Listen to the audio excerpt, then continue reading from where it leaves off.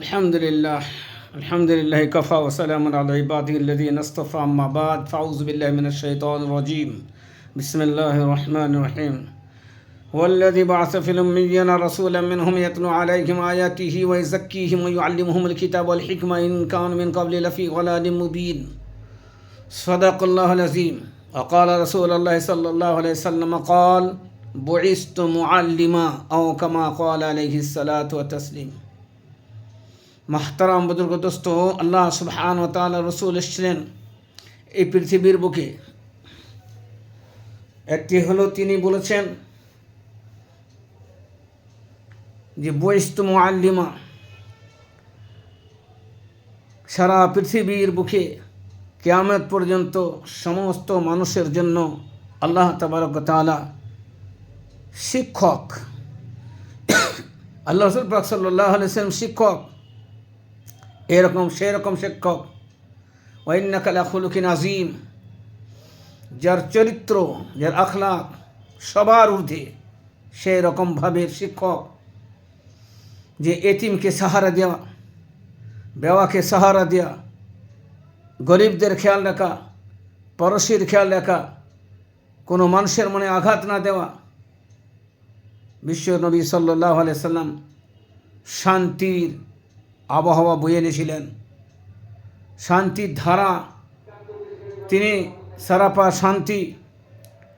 স্বয়ং আল্লাহ বলেন ওমা আরসালনাকা ইল্লা রাহমাতাল লিল আলামিন, আমি বিশ্ব নবীকে দুনিয়ার বুকে পাঠিয়েছি, সারা জাহানের জন্য রহমত স্বরূপ পাঠিয়েছি।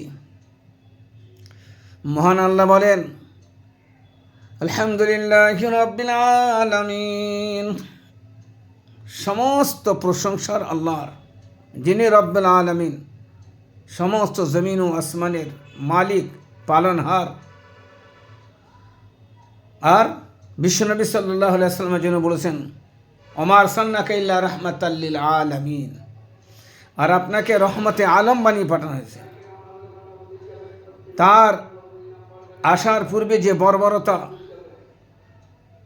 দুনিয়ার বুকে চেয়েছিল, সেই সমস্ত বর্বরতা থেকে, অন্ধকার থেকে, জুলমত থেকে, হানাহানি থেকে, কাটাকাটি থেকে, ঝগড়া বিবাদ বিচ্ছেদ কলহ, সমস্ত কিছুকে দূর করতে পৃথিবীর বুকে আল্লাহ রসুল পাক সাল্লাল্লাহু আলাইহি ওয়াসাল্লাম ইনসাফ কায়েম করার জন্যে,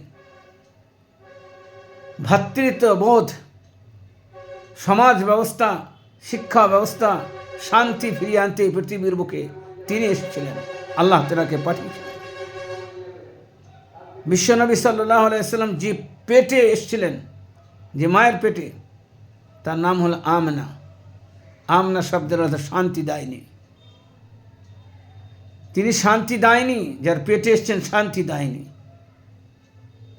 আর যিনি এসছেন তিনি হলেন রাহমতে দু আলম সাল্লাল্লাহু আলাইহি ওয়াসাল্লাম। ওমা আরসালনাকা ইল্লা রাহমাতাল লিল আলামিন। সেই নবীর নামে কুৎসা, আর সেই নবীর জন্য আপনি এরকম কথা সমাজে বলা চলে না, আমি নবী মুহাম্মদ রাসূলুল্লাহ সাল্লাল্লাহু আলাইহি ওয়াসাল্লাম উম্মতি। নবী যেদিন দুনিয়ার বুকে আসছেন, সেই দিনটা নানাভাবে মুসলমানরা উদযাপন করে থাকেন।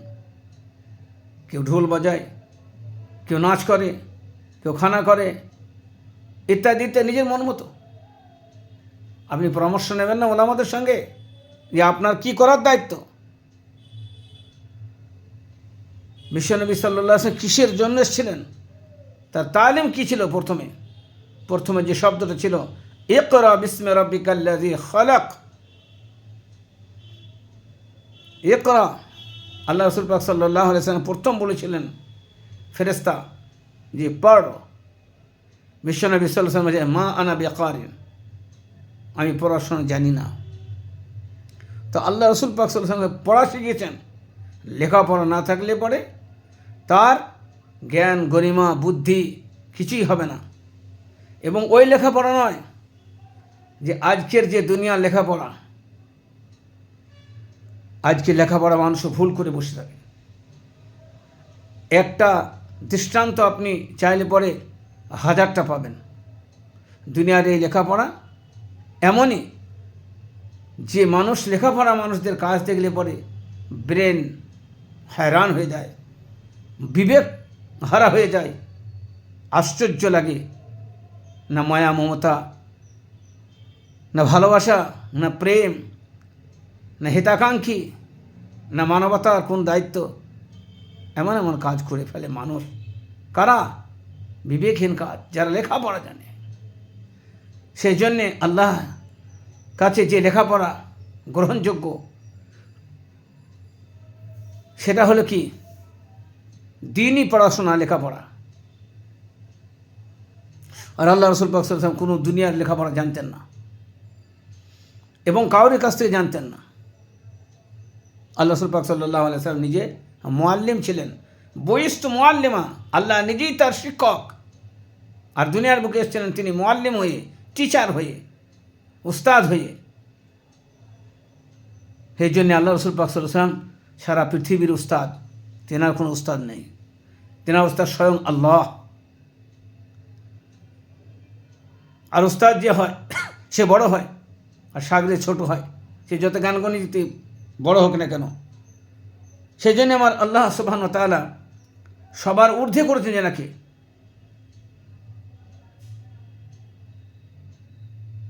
बाद और खुदा बुजुर्ग ये किस्सा मुख्तसर است। बाद अल खुदा बुजुर्ग এই কিসসা মুক্তাসার است।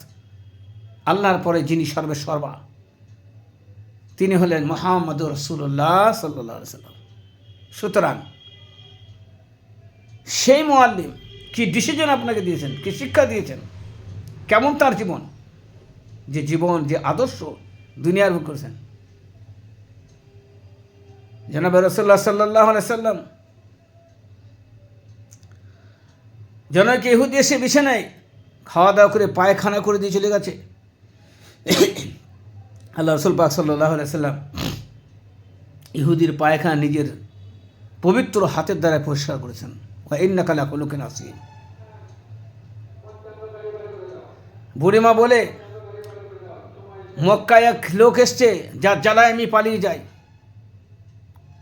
এক বুড়িমা পুটলিয়ে যাচ্ছে। আল্লাহ রসুল পাক সাল্লাল্লাহু আলাইহি ওয়াসাল্লাম বললেন, কোথায় যাচ্ছ মা? সে আল্লাহ রসুলকে চিনতো না। বললে, মা মক্কায়, বাবা মক্কায় একটা মোহাম্মদ নামে লোক এসছে, তার জন্য পালিয়ে যাচ্ছে। বড় পুটলা তুলতে পারে না। আল্লাহ রসুল পাক সাল্লাল্লাহু আলাইহি ওয়াসাল্লাম বলে, আমায় দেবে, আমি বই দিয়ে আসবো। বলে, কে বাবা, তুমি ভালো লোক। আল্লাহ রসুল পাক সাল্লাল্লাহু আলাইহি ওয়াসাল্লাম সেই বোঝা মাথায় করে নিয়ে তার বাসস্থান পর্যন্ত পৌঁছে দেয়, সেখান থেকে নামার পরে বুড়ি আপ্যায়ন করে, বলে, বাবা একটু পানি খাও, একটু বসো, তোমার নামটা কী বলো, তোমার পরিচয়টা কী দাও। বিশ্বনবী সাল্লাল্লাহু আলাইহি সাল্লাম বললেন, মা বুড়িমা, তুমি যার জন্যে পালিয়ে এলে খবর শুনেছ। মক্কার বুকে মুহাম্মদ নামে একজন এসেছে, সে নাকি বদমাইশ। বুড়িমা, আমি হলাম মুহাম্মদ। বলে, বাবা তোমাকে লোক নানা রকমের কথা বলে, তুমি বদ কি করে হলে? তুমি আমার বোঝা বহন করে গাড়ে এসে নামিয়ে দিলে। তুমি বোঝা বহন করে আমার গাড়ে নামিয়ে দিলে, তুমি কি করে বদমাইশ হতে পারো? তোমার নামে যারা কুৎসা রটায়, যারা হিংসা করে, বিদ্বেষ করে, তাদের মুখে আমি ছাই দিই। তুমি আমায় পরিয়ে দাও, তোমার হাতে বাইত হই, বলো লা ইলাহা ইল্লাল্লাহ মুহাম্মাদুর রাসূলুল্লাহ। বুড়ি কলমা পড়ে মুসলমান হয়ে যায়। তাকে বিভ্রান্তি করা হয়েছিল যে বদ। তুফেল দোষী ইয়ামান থেকে এসেছিল। মক্কাওয়ালা বলছিল যে সে এসেছিল বিজনেস পারপাসে কথা বলতে। সেখানকার সে বিশাল বড় একটা কবি মক্কায় এসেছিল কুরাইশদের সঙ্গে আতাত করতে, ব্যবসা সম্পর্কে। তাকে বলা হলো যে এখানকার মোহাম্মদ নামে এক লোক খুব খারাপ, পাগল, বুদ্ধিহীন, যে তার কথা শুনে তার মতো হয়ে যায়, কি বলে তার কোনো ঠিক নেই। কখনো বলে বুদ্ধিহীন, কখনো বলে পাগল, কখনো বলে যে তার কথা শুনে তার হয়ে যায়। কবি বললে, আমার তো বুঝে আসছে না কিছু। সেই কবি বল, সেই লোককে আমাকে দেখতে হবে, আর একে মানা করছে আপনি বাড়ি থেকে যাবেন না। যথাযথ সময়ে কবি কাউরের কথা না শুনে বার হয়ে যায় আর মোহাম্মদ সাল্লাল্লাহু আলাইহি সাল্লামের দর্শনের জন্যে। দেখে দূর থেকে মোহাম্মদ সাল্লাল্লাহু আলাইহি সাল্লাম, কিন্তু এরা শর্ত করে দিয়েছে, তুমি যদি যাও শহরের বাইরে আমাদের এখান থেকে, তাহলে পরে কানে তুলেও গুঁজে নেবে। তা নয় পর ওর কথা শুনলে সে তার হয়ে যায়। কানে তুলেও গুঁজে দেওয়া হয়েছে, তুলেও গুঁজে নিয়েও চলছে রাস্তায়। যেদিকে দেখে মোহাম্মদ সাল্লাহ সাল্লাম এর কথা শোনা যাচ্ছে না, বাইতুল্লাহ উনি নামাজ পড়ছিলেন আর কানে অল্প অল্প আওয়াজ আসছিল, যত কাছে যায় কানে তুলে দিলে খুলে ফেলে দেয়। বিশ্বনবী সাল্লাল্লাহু আলাইহি সাল্লাম ফজরের নামাজ পড়াচ্ছিলেন। ফজরের নামাজ জোরে পড়তে হয়, এমন সুন্দর করে জোরে জোরে কিরাত পড়ছিলেন, কানে আওয়াজ আসছিল আর হেদায়েতের ঢেউ কলিজায় তাকে মারছিল, কলিজা উত্তারণ করেছিল, কলিজার মধ্যে আসর পড়ছিল, এমন ধাক্কা লাগছিল, এমন আওয়াজগুলো জোরে জোরে পড়ছিল, সঙ্গে সঙ্গে ভিতরের কলবের ময়লাগুলো দূর হয়ে যেতে লাগিল, কাছাকাছি হয়ে গেল, কলবে পরিষ্কার হয়ে গেল। বিশ্বনবী সাল্লাল্লাহু আলাইহি সাল্লামের জন্য বলল, হুজুর আপনার জন্য এমন এমন কথা বলেন, এখন আমায় পড়িয়ে দিন কলমা লা ইলাহা ইল্লাল্লাহ মুহাম্মাদুর রাসূলুল্লাহ।